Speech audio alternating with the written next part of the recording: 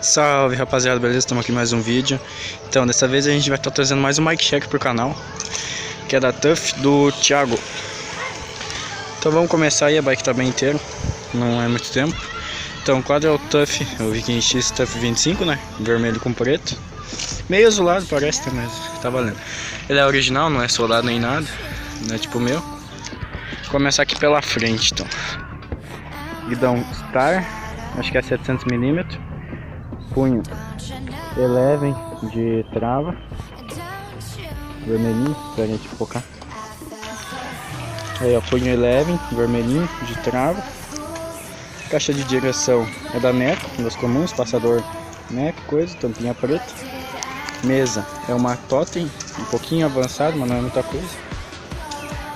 Suspensão é mais painel 300 com duas molas, então um pouco de gasto. Ela tem duas molas, ela fica um pouquinho mais dura. Freio é um Shimano M355, tipo que eu tinha.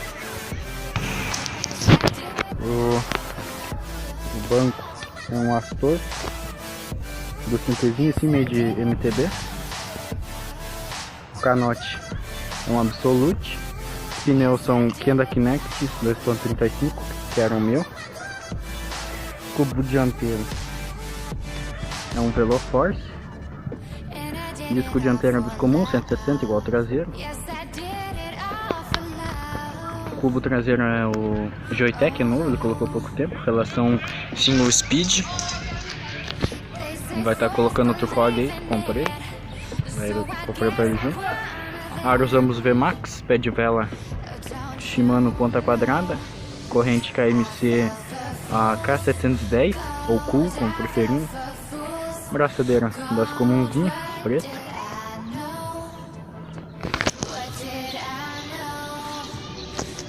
Eu acho que é esse daí da bike. E aqui tem paralama também, mud bike vermelho. Acho que é isso. Pedal também é os simplesinhos, né? E proteção de feito com carmeadiar pra correr. Não precisa mais, né? Mas tá valendo. Então vamos fazer um take. Valeu, se inscreva no canal e bora 1400 inscritos. Valeu!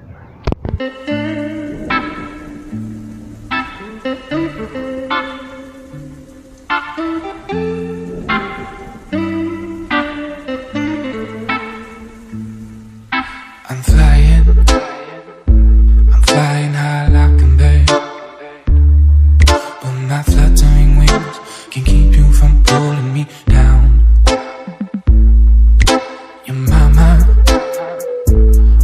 says I'm a fool, and yeah, maybe that's true, 'cause I can't stop thinking about you.